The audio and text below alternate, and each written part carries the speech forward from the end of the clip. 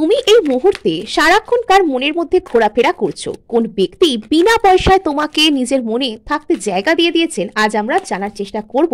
So claim করবার জন্য অবশ্যই অবশ্যই সাবস্ক্রাইব করে দাও। আচ্ছা, 5 অফ ওয়ান্ডস, এনার সাথে তোমার কোনো রকম কোনো ঝামেলা হয়ে থাকতে পারে, বা এই ব্যক্তি হয়তো তার নিজের মনের মধ্যে একটা অন্তর্দ্বন্দ্ব থাকতে পারে।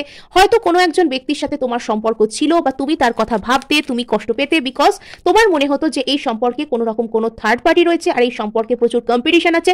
তুমি হয়তো সেখানে চান্স পাবে না, তার সাথে হয়তো তোমার কখনো কথা হয়েছে, তোমার মনে হয়েছে যে এই ব্যক্তি আর তোমার মাঝখানে অনেক থার্ড পার্টি আছে, অনেক কম্পিটিশন আছে, তুমি এখানে কোনো কিছু হবার নয়।